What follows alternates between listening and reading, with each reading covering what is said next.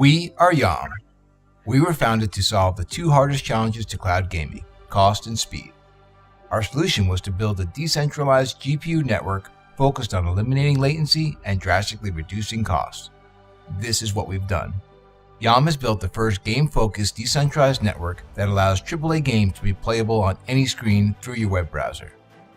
We now have the technology on which to build the 3D internet, with immersive e-commerce, 3D social media, virtual events, and so much more beyond cloud gaming.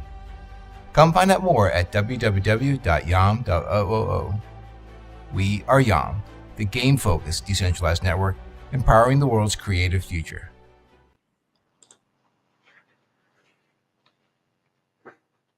Hello, everyone. Welcome to another episode of the Immersive Internet. This is our fourth episode. This time we have as our guest Erik Londré. Londré, yeah. It works, man. Cool, awesome. Well, welcome. Erik is the founder and CEO of Karta. And Karta, as we will discuss and show in this episode, creates immersive experiences for quite a lot of brands. So really exciting to have you as our guest. So my co-host is Jeff Outlaw. Welcome, Jeff. Good to have you back again. Thank you, Erik. Nice to meet you. Nice to meet you too.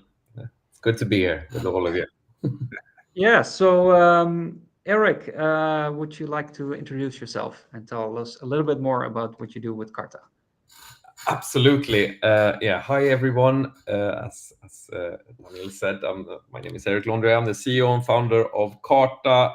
We're a Metaverse studio building brand and fan experiences, doing virtual fashion, and trying to figure out sort of what the future of fan engagement and brand engagement should look like. We work with companies like Hugo Boss, popular artists like Blackpink and Twice, and also across some sports I can't really talk about yet, but yeah, it's a lot of fun. My background before starting Karta, if we go way back, I sort of started with making people have fun in the real world together with sort of overambitious house parties and then warehouse raves, and then sort of running nightclubs and gigs. And then as that sort of when I became older, it became more and more event marketing and experiential marketing, sort of beer brands and record labels, working with them. Came into gaming through some work with Twitch back in sort of the early days of esports, the rise in 2013, 2014, and knew instantly that I wanted to be part of esports and gaming and sort of because I saw that as the sort of next big shift in youth culture and at the time. And so before Karta, I was head of events at Fnatic.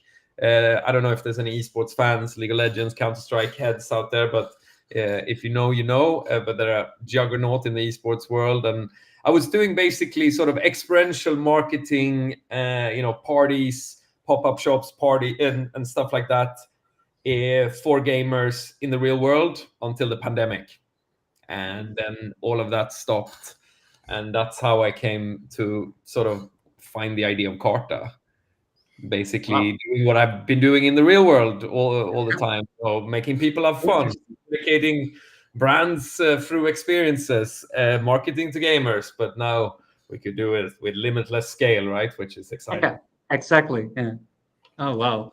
That's really interesting. I like how you started basically from this, organizing events in the real world, and then and also the COVID, of course, the pandemic, that being like a catapulted, of course, that created a huge shift, in people exploring more online experiences, and doing a video. This is basically 2D, of course, right, with the video calls, and it would be much more awesome if you can meet up as avatars, right? So that's also something I'm really excited about. So yeah, really cool. And when did you start? Oh, sorry, Daniel. Go ahead. I was just gonna say the transition did seem like it made sense, and you feel like it was a conscious decision to say, okay, anything that I've done real world wise, getting people to play together and congregate together, it went very easily into metaverse spaces. I think there were definitely sort of very useful aspects of my background that sort of making people have fun and how to approach things, and how to, I think, on the creative side of things, like how to bring a message or a brand or a product feature to life through experiences. That thinking, that was really useful. But on the other side of things, I had a lot to learn, right, around sort of game design and game development, and how to build these from a production standpoint. And it was I also came in massively blind on other side of things, so Right. there was a lot of things to pick up as well, but 100% it was useful, definitely. Go ahead, Daniel. I'm sorry. Interesting. So when did you start? When did you found it, Karta? Which year? So it's incorporated in 2021. Okay. I think that the idea, the sort of light bulb moment, was in 2020 already. That's when I managed to convince Lavazza, the Italian coffee brand, that we should make a Fortnite map for them, and then basically. I sort of thought that we would not be able to put logos in a Fortnite map at the time. I thought Epic Games would sue us if we did. This is like before Gucci. True, original. Yeah, Sorry. like this is super early days. This is before Gucci and Roblox. It's before like Travis Scott in Fortnite. It's like this is really, really sort of, Marshmallow might have happened in Fortnite, and like some of the super early stuff in Roblox that no one really remembers. But I think it's sort of Vans World and Gucci Garden was what kicked off our industry, right? But it was really, really early, and I was 100% sure we weren't allowed to use Fortnite sort of commercially and put branding in there. And it was when my map makers at the time that I worked with, they told me that they talked to Epic, and yes, we can like put a Lavazza coffee machine in there, and we can put the logos. And that was like the sort of, if brands knew that you could do that, you could show up with your products, your logos, your branding inside of the world's biggest video games, then every single brand, at least the ones that needs to communicate and talk to young people, are going to be there, right? And so I was never like, I wasn't, a founder looking for a problem to solve and wanting to be a founder. I was sort of, but that when I realized that I had understood something about where the world was going, I sort of, that came with a lot of like, carried a lot of weight. And I had to quit my job and go after this, because this is like the most exciting thing I've ever come across, and I'm very happy that I did, for sure. Nice. Really cool. So you're not, you don't come from a gaming background yourself, right? No. Not from a game development background. No. Okay. So But you got all these people together and build a company. Yeah, but Riot Games, those were bankers. The guy PUBG, he was a marketing dude, I think, as well. So I think I'm in good company of people in the games industry that don't come from a classic game development background. No. But yeah, cool. That's really interesting.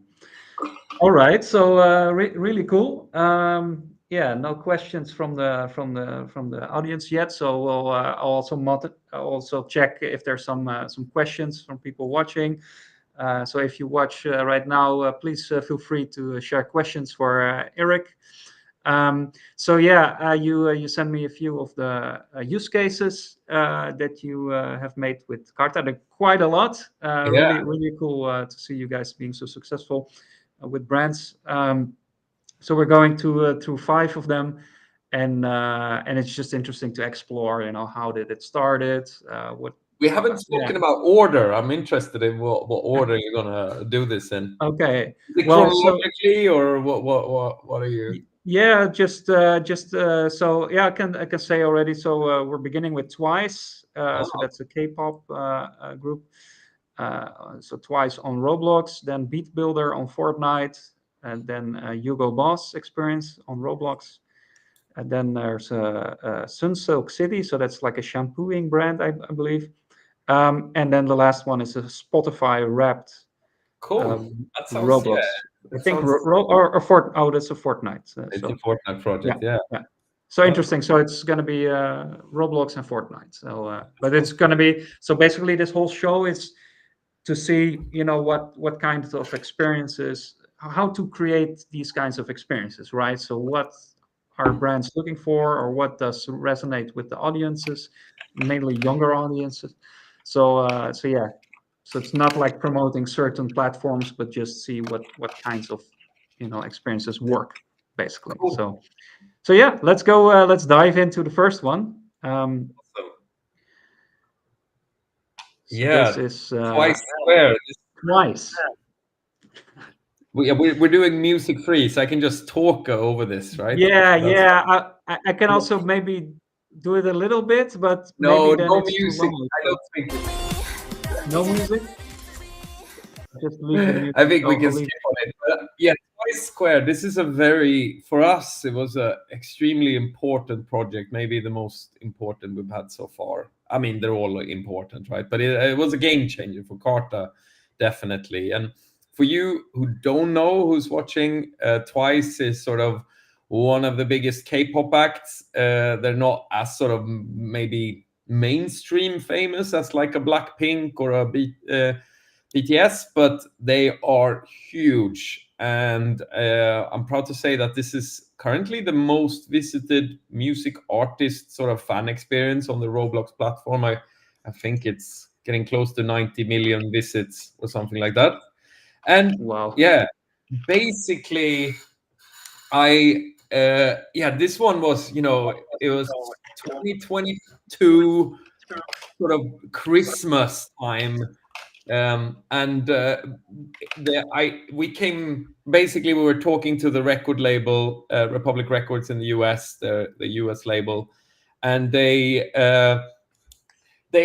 deal came in, like sort of we agreed on everything, sort of Christmas, and started building in January. And I think we had like 6 weeks to do it, which is, not the ideal way of building video games or timelines. Yeah. If there's any sort of And this was when? Was this last year or? No, this was 2023. Yeah, in the beginning of 2023, and basically, we managed to somehow get it done, and it really struck a chord. It was a simple experience. There's a sort of town to socialize in. There's like different 2 mini games based around the songs and knowledge about the bands. There's like a theme park to go.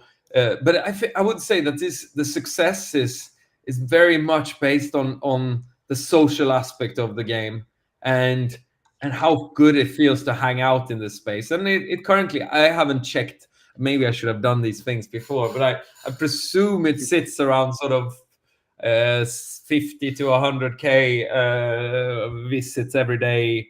Currently, it might be more. It might be less. I can check. Still, but so it's still, yeah. Crazy. Yeah, it's still going, and we're still working with it. It's not.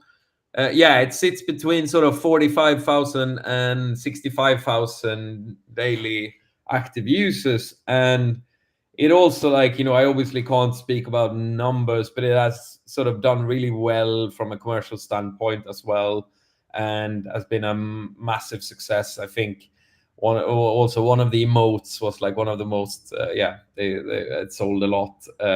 Obviously K-pop acts have a lot of cool dance moves that are sort of iconic to the community, and it's also it also was sort of one of the biggest moments in founding Karta, and I get a little bit of like sort of goosebumps thinking about it. Was Twice Square was used in the RDC, the Roblox Developer Conference keynote, which is the biggest event of Roblox in a year, and basically it was used to demonstrate Roblox cross-platform capabilities. So you had like Dave Baszucki on the CEO of Roblox I can't remember if he was on the PlayStation, and another colleague on a mobile phone and a third colleague on the Meta Quest Pro headset, all being in the same version of Twice Square. So obviously, I couldn't really focus after that. I can't remember anything that was said after that in the keynote, because that was like, I mean, he's the CEO and founder. It was super cool. Wow, that's really cool. So yeah, I love. So I'm curious. What with you say it has been successful on a commercial standpoint. So is it like selling dance moves, or like what is being sold exactly? Is it like avatar Yeah, outfits branded Twice, or? Yeah, I think it's a virtual fashion, UGCs as they call it in the Roblox, which is a bit weird, but that's the sort of terminology. So wearables, what you can put on your It's great avatar, for you, and right? dance moves. Yeah, dance moves has been a huge driver of revenue, and it's still in development. We're still pushing updates. It's still going on, and yeah, it's been awesome. Like, the community loves it, and it's been a massive success and a very important project to Karta. Really, really cool, really cool. So with like a dance move being sold, is that like, so that's like an animation for the avatar, and so you buy it one time and then you can show off the dance move with your avatar. Exactly, right? You can do that dance move across every game on the Roblox platform. Wow. We're getting a couple That's funny. questions That's in interesting. the chat, Daniel. Oh, yeah.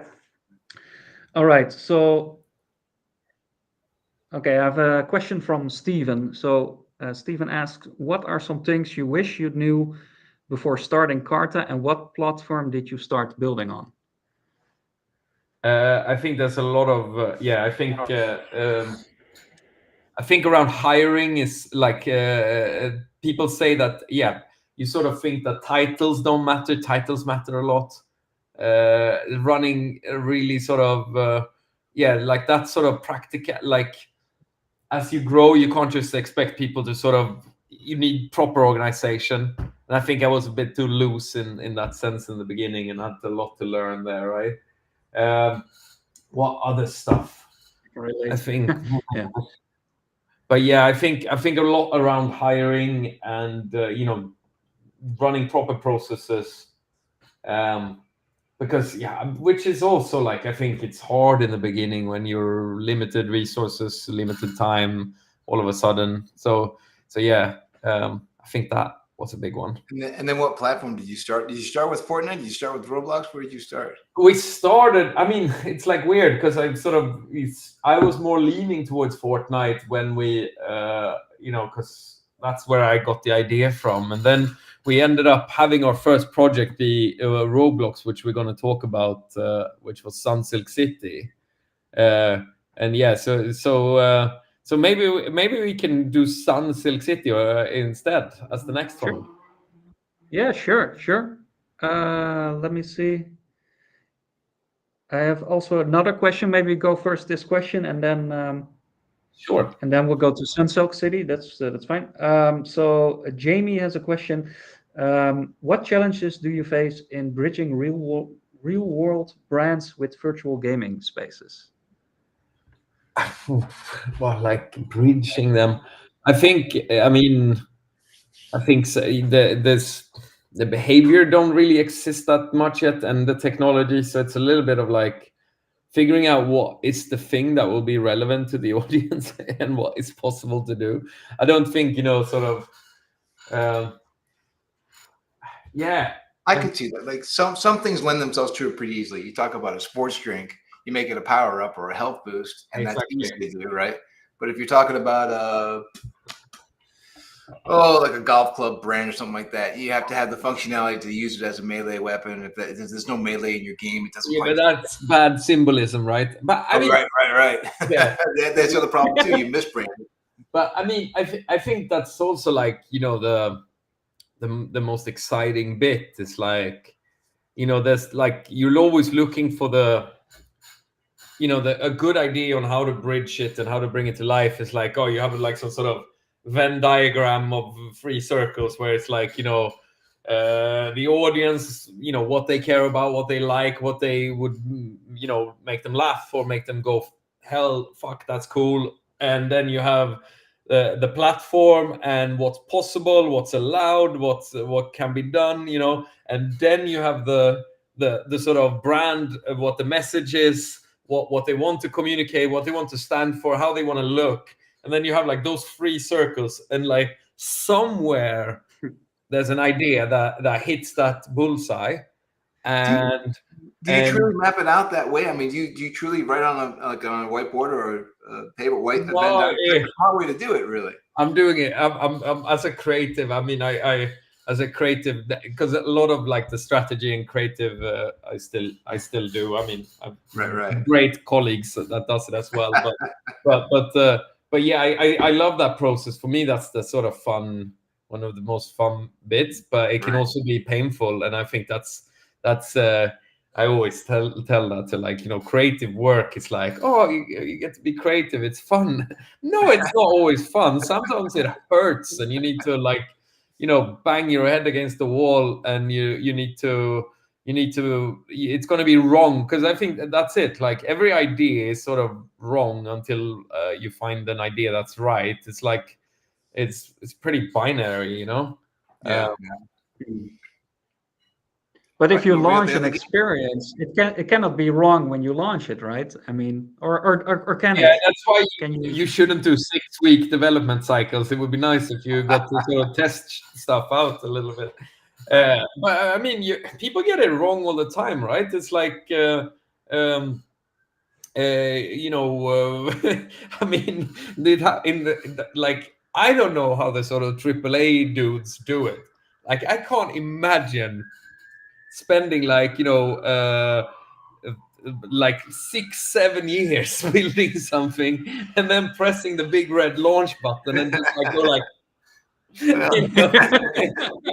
that's like my nightmare of like I it is a lot of sleepless nights and a lot of hand wringing and teeth gnashing. It's and then you just get like some shitty reviews from someone and everything was just more or less. It's crushing. Worse than that, just before you're 3 years into development, and then the publisher says, forget it, we don't want this game anymore. And then all the work that the team has put into it is now put on the shelf somewhere. So that happens all the time too. You launch and you don't get noticed because another game launched at the same window and it grabbed all the attention because it was just as good as yours, but they had better marketing. There's a lot of heartbreak in AAA gaming. So. Yeah, for sure. Yeah. But by the way, I need to ask. I live on a very busy road in East London. Is there like a bunch of background noise? Nope. Sounds great. Cool. We did get another question too. Yeah, I have okay. Then and then we'll go to the. It's a good question. I'm looking forward to this. These are great questions. This crowd is really asking some good stuff. Yeah. So Johannes is asking, did you ever consider building your own metaverse platform? And if not, why? Interesting. Did you ever consider building your own Facebook? No, I'm sorry. No, but I think for me, it's like what excites me about UGC gaming and the metaverse is that there's people there. It's not the technology, it's what the technology enables, and that is culture, community, people, jokes, memes, references, people meeting, people becoming friends, people having arguments. That's the excitement, is the people, not, so for me, like, why would I show up and try to sort of build my own platform? And I think there's a lot of big publishers trying to do it and launch their own, and I think it's going to be rough for the people that don't already have an audience. I think it's a massive. It's like trying to launch a social media network in 2009 or something. It's like TikTok pulled it off sort of, and found a niche and sort of broke the Instagram, YouTube, Facebook into that, but it's so hard. It's like it's a crazy mountain to climb and try to do that. And I'm excited about connecting with the audience that already exists. It's a good answer. Cool. All right, so let's get into the. So this is the first experience you ever built. Yeah. So somehow we managed to land. Unilever was our first client. I don't know. Maybe some Unilever watching and they're like, "Don't say that." No, but it was a massive success, and this was really, really early. It must be in 2022, sort of springtime, I think. Yes, and basically. It's still the most visited sort of it's Sedal. That's a Spanish-speaking version of the same brand. But Sunsilk for us who live in the Western world, we might not know the brand, but it's the biggest selling shampoo brand on the planet in terms of amount of shampoo sold. And they're a very purpose-driven brand. They're very sort of about enabling girls everywhere to go after opportunities and possibilities. As they operate more in like sort of big markets for them, more like India, Mexico, Indonesia, Thailand, etc.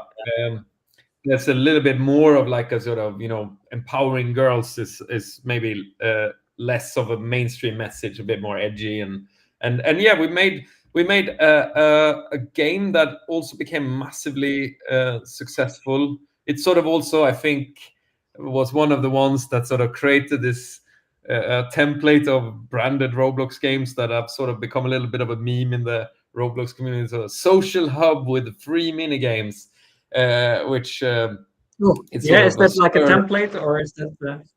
Yeah, it became that, I think. But basically, yeah, that's what it was. And all the mini games were sort of trying to bring to life this sort of go after your dreams, go after your the career that you want. Don't just that sort of messaging. And it was a massively a successful project. I think it also did like almost 60 million plays or something. Crazy. 50. It's crazy.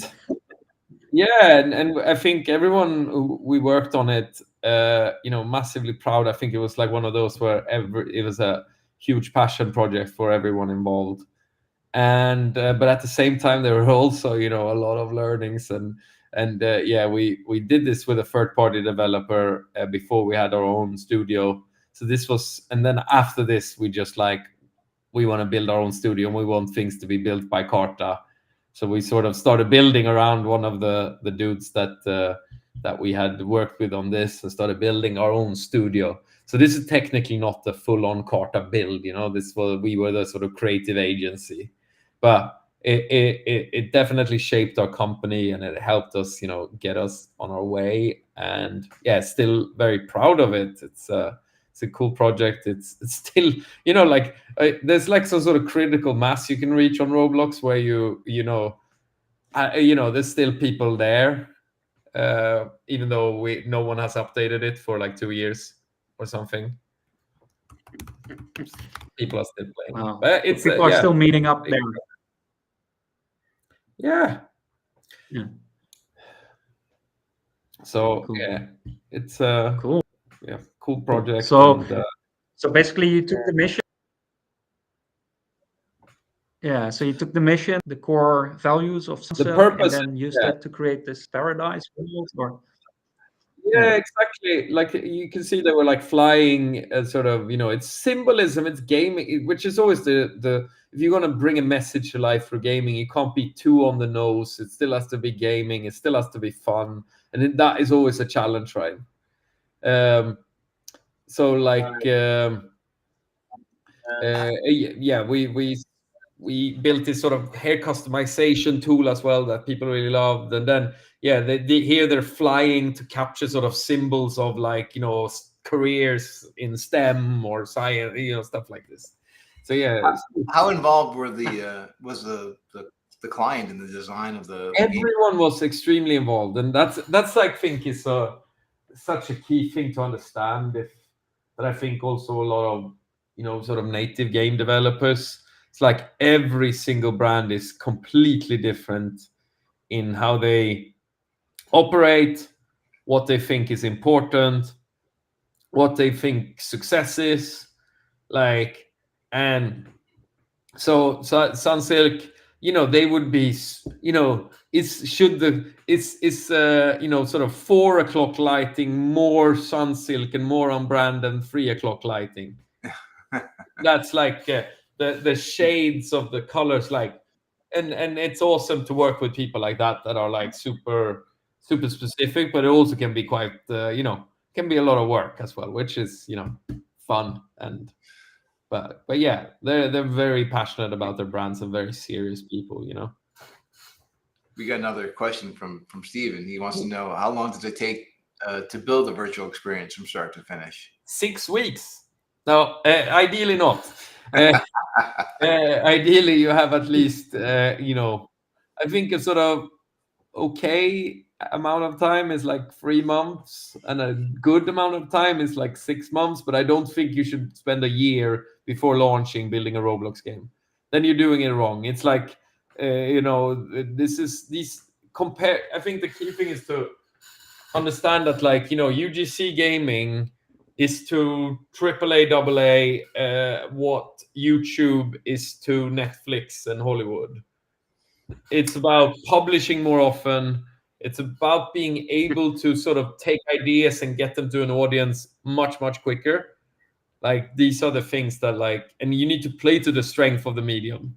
So unless you're like a hobbyist that has a passion project that's like, oh, I really want to build this, and then you spend a year building it, that's great, right? Or if it's like an innovation piece or something like that. But if I don't think it should take a year. Otherwise, how many people on a team to put together an experience like this? I would say, well, it's like the sort of the ideal number, and that's what's possible, right? But I think you need, sort of for a project like this, maybe 2 to 3 sort of engineers, and then 3D artists. It's like, one person can do it, but then it will take longer. It's sort of, I think that's interesting about game development, and in general, I think it's quite of a manual industry still. It's manual labor. I think I think it's artisanal work a lot of times almost. You know what I mean? Right. Oh yeah, I know. Yeah, it's just like, you need to get it right, and you need to put in the hours, and you need to, Sure. You can't just prompt ChatGPT to do it for you. Yeah. So that I was thinking like that. Like, of course, you have more AI tools, right? Also for 3D modeling, I think. So how do you see that? Are you using some of those tooling we to create these worlds? Or yeah, I mean, we're using it mostly for like ideation and stuff like this. I think it's something I'm interested in. I think, imagine how many billions of dollars has been spent on making trees in video games, over the last sort of 30 years. It's just like modeling these sort of things that are that are not just like, they just need to be there, and they need to fill things out, right? And I think yeah, AI, it's always going to be about making creative decisions still, right? And that's always been the real art, like coming up with the ideas and the vision, and then execution is obviously what makes it really what makes an idea really successful. But if we can make the execution simpler, it's like, books are not better written now because we have spelling controls and computers than compared to when we only had typewriters or ink and but they're easier to make, if that makes sense. They're faster to make, and that's great. Yeah, that's how I see AI. So, like, if we can make it easier to do things and make it faster, let's do it, of course. Yes. So you create this was your first experience, and then so you build it with your team, and then just launched it, or did you do like a whole marketing campaign to get people in this experience? Or How This was one that was actually process? sort of part of a it was part of a joint campaign. There was like sort of TV ads that sort of went with the campaign as well, which were sort of themed around gaming and that sort of things. But yeah, I mean, we didn't take lead on the sort of marketing aspect of this particular game, but we do that more and more and more these days. Yeah. But yeah, it's Well, that's really interesting. So because I see all these platforms also as marketing channels, right? Or reaching younger audiences. So it's interesting to hear that the brand, the company used also TV ads to get people into this experience. I think Um, I think it wasn't one or the other. I yeah. think it was sort of, it gave the TV ad more like realness and authenticity. So I think it's interesting to sort of joint, combine things, 100%. And that just hit me that we should have. There's another case study that I might share you because we did one campaign with Ronald McDonald House where sort of the game was, it was mostly the TV ad that was the thing, and the game was only available to certain people. So there's a lot of cool things you can do with it. It's not just like, and I think that's it. As I said, it's not always about getting people to play the game. Even sometimes it's about having the right tiny amount of people play the game, or it's there to tell a story of who the brand is, etc. And yeah, so many ways of doing it. It's not How one. do you find these brands? How do they reach out to you, or how do you reach out to them? They reach out to you. How's it work?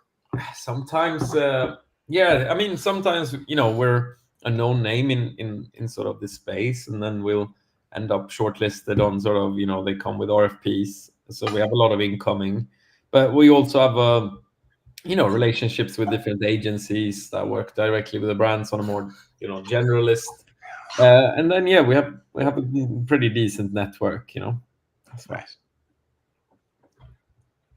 Did anyone ever come to any brand ever come to you? And you're All right. like, So we can't work with that brand. Did that ever happen?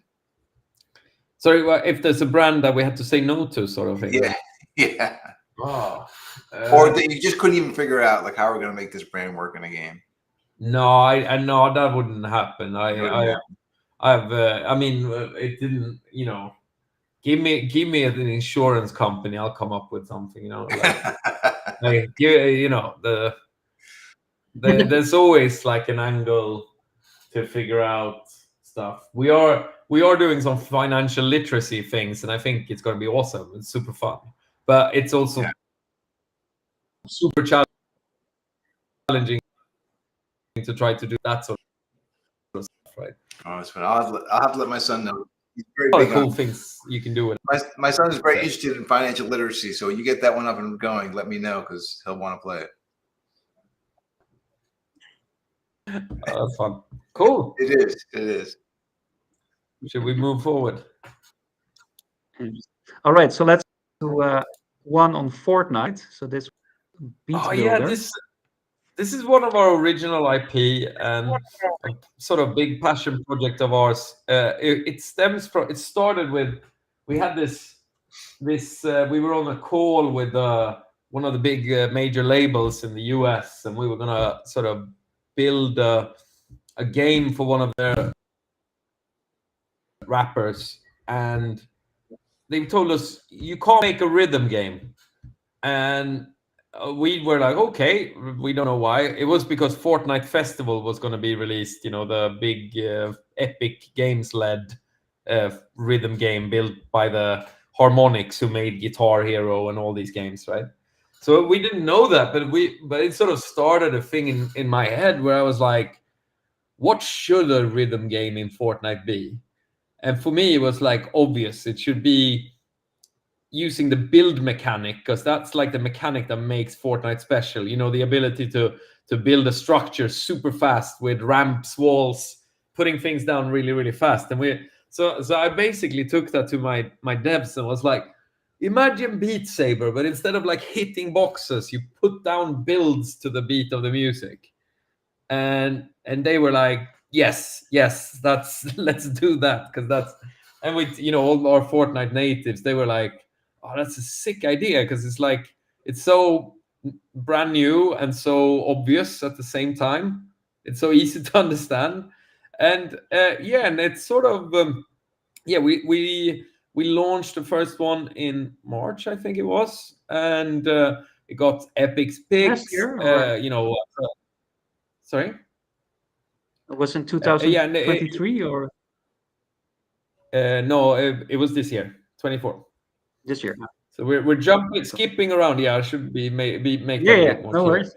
Yeah, but basically, it landed super well with the community. The community thought it was massively cool, and like, so we got a lot of, how has no one thought about this before, that sort of thing, which is a fun reaction, and basically, yeah, we've had over 150,000 players, which on Fortnite is a large number, but not, basically, we messed up things, and we learned a lot of things that we, things that could have been better and improved on, and the sort of first time user experience wasn't what it should have been, but it was always, the idea was to make it an MVP, and we got like huge amounts of learnings. We also had huge amounts of PR and written articles about Beat Builder.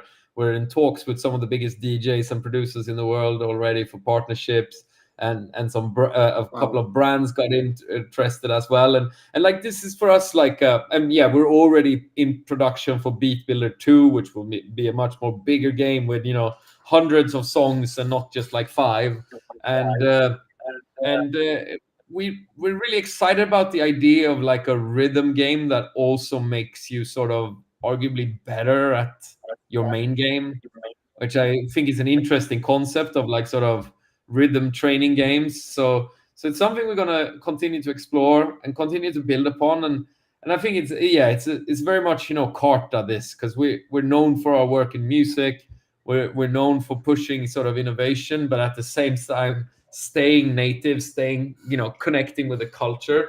And we also like, it's a platform. We could be making Beat Builder K-pop with Samsung as a sponsor, or Beat Builder Country with the Wrangler. I don't know. You know what I mean? Like, it's sort of, it can be reiterated on, and it can be built upon. And yeah, we're super excited to continue working on this project. And yeah, it's a passion project and something we really believe in. Wow, looks cool. So how long did it take, so from the idea to create this? Because I see multiple worlds, is that correct? Yeah, it was like 2 months. I mean, the biggest challenge was because UEFN is not like a full engine where you can build whatever you want. You sort of have to often hack it in a sense and make it do things that you're not supposed to be able to do. Like, and like figuring out how to make it read what shape it is, what time it landed, and make that not lag, and make that sort of, it was quite complex technology. I'm not the right person to sort of answer the questions on how we did it, but we did, and we're making it even better for the future. And yeah, but yeah, I think it was 2 months, in 2.5 months or something like that, from start to finish. All right. So yeah, really cool. Really creative. Yeah, let's get to. I don't have any questions from the audience, so let's get to the next one.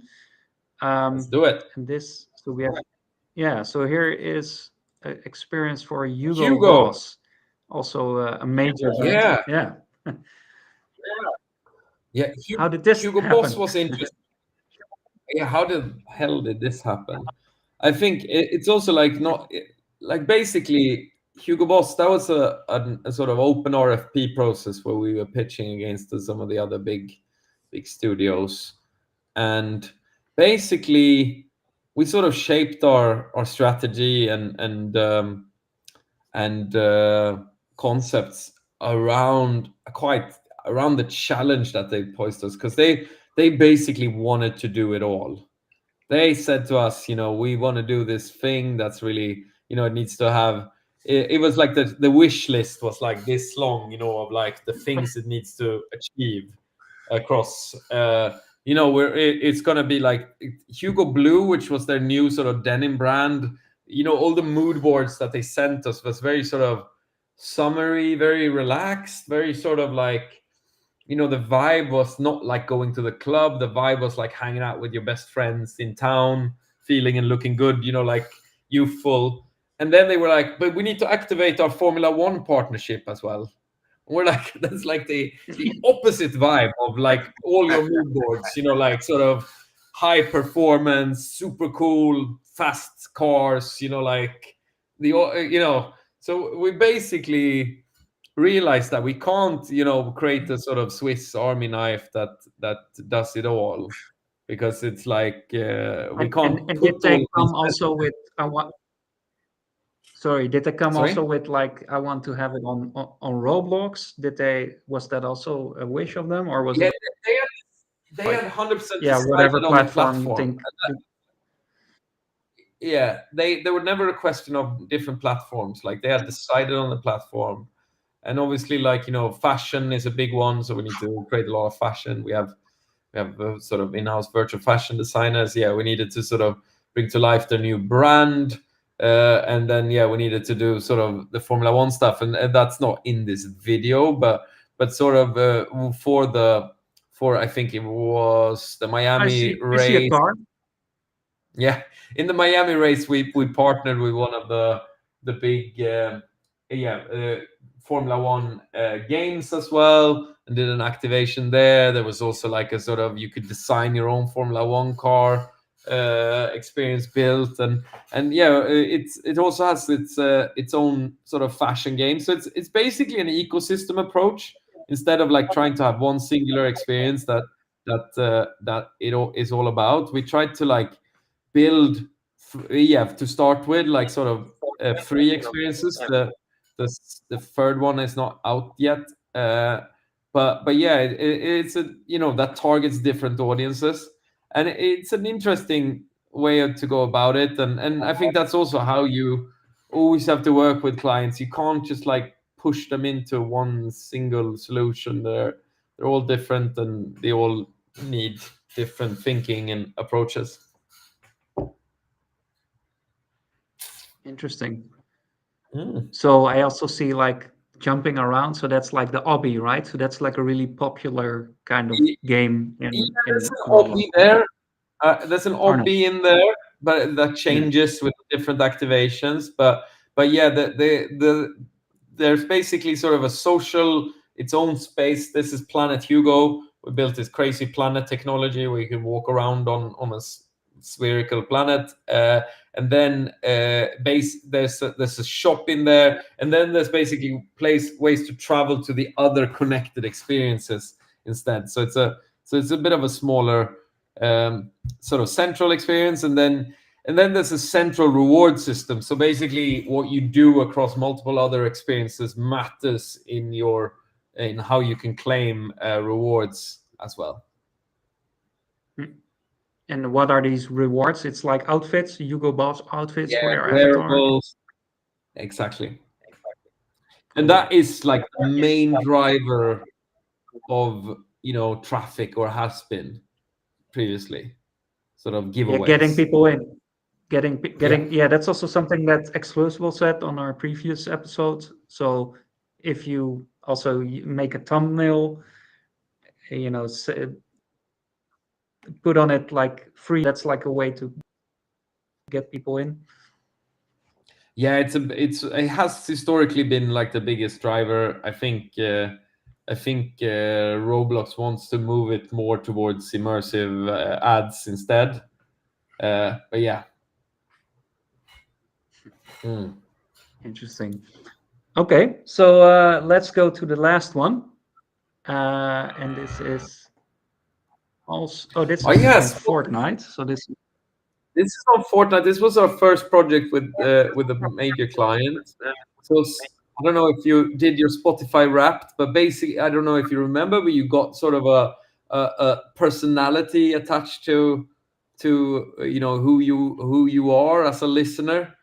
I can't remember the name of mine, but I got the most boomer one because I listen on albums from start to finish, like it's 1976 or something, that's how I listen to music, and don't at me, I like an album, but it was like, oh, Nice. if you're some people were like, they listen to really dark music, or some people are time travelers, they listen to just skip between the decenniums crazy.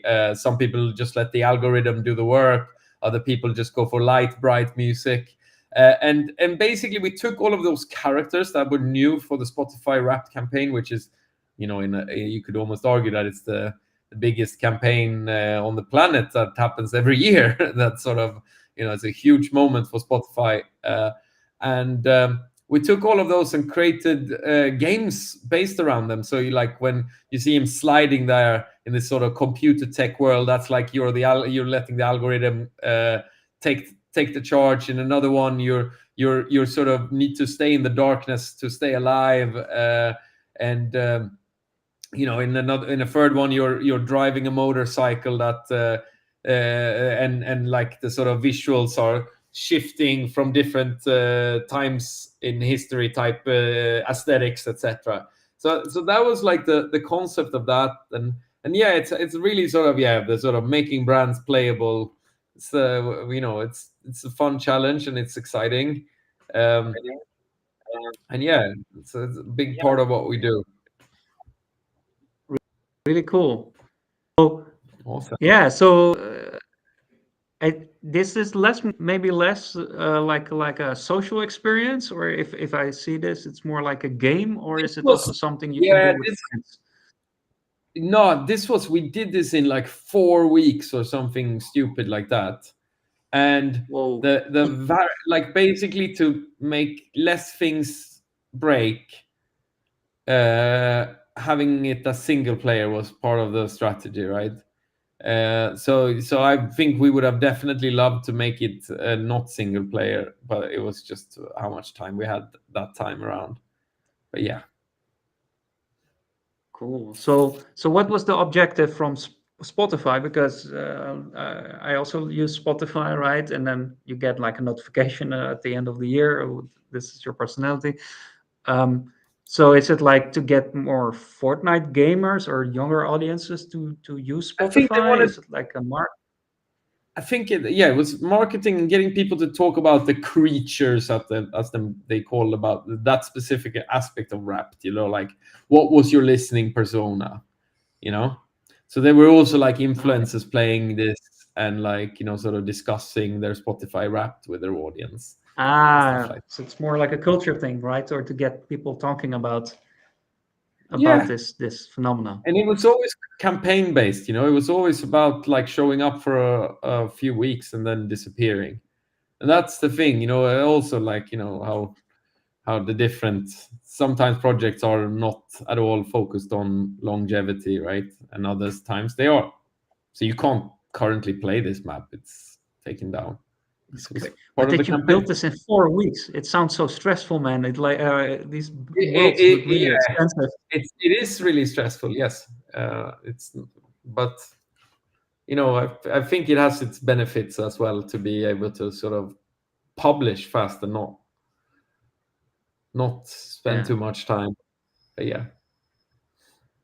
Really cool. All right. So I don't see any more questions from the audience. Come on, audience. No questions. Yeah, on LinkedIn, I don't see any comments.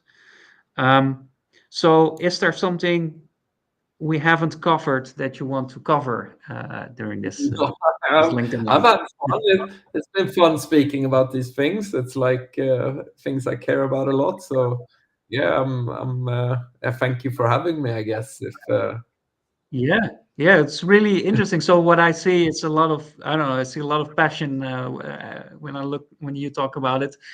I see a lot of social experiences. Really, yeah. So it's really interesting to hear where you came from, and how you're like this passion of bringing people together. That I see this in these experiences. At least that's what I'm getting. What about you, Jeff? What did you get some takeaways? Well, I mean, I think I agree that it's really about making sure that the game is fun, right? The players are engaged and they want to come back. The rhythm game's a great concept to do that kind of thing, and that's the key. I think so many of the earlier stage metaverse projects missed out on. They were making 3D worlds, but they weren't making games that were engaging. But it seems like you've cracked that one pretty easily with the stuff that you're doing. Right? And games to wide.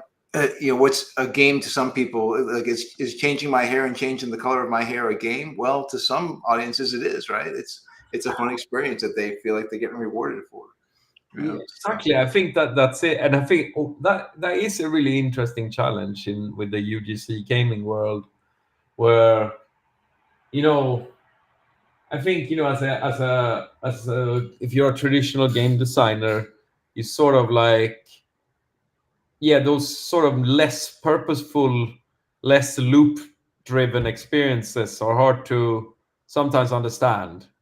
Well, there's several different archetypes of game styles, right? There's the completionist, there's the competitiveness, there's the people who want to brag and show off, right? There's the ones who want to create a killers, the only ones that want to destroy, kill the others. Right.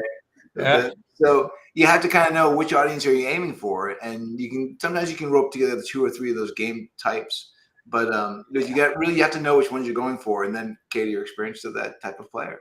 Yeah, but it is. I think the trying to understand the ones that are not sort of goal driven at all, the ones that just want to hang out, because Right. they're the hardest ones to sort of get, because it's so like fuzzy. What is it that makes them like something or not like something? Right. It was nice speaking with you, Eric. It was I think that was a great show. I appreciated your passion, and good to see all the work that you've done. Awesome. Yeah, No, you seem to get it. You seem to just instinctively see what resonates with these audiences, I think, right? Yeah. No, instinct. No, it's just like sudden bursts of clarity, built upon hours and hours of research and a lifelong commitment to trying to get things. No, it's Very good. Yeah, but I love it. I'm having a lot of fun in my work life. Good. Nice. That's really, really good to hear. So, thanks a lot, Eric. This was a great session. A lot of inspiration, also for people on LinkedIn, and also people on Twitter if they're watching. So thank you. I would love to have you back on the show in a few months if you have some more stuff to show. You're always welcome. So to all the people on LinkedIn, please join us in 2 weeks. I believe we have another agency, Super Social, I think, is on then, or Sawhorse, maybe Sawhorse, one of those two. Super Social is end of the month. So please join us again, and have a great day, everyone. Thanks a lot for joining. Thanks, Daniel. All right.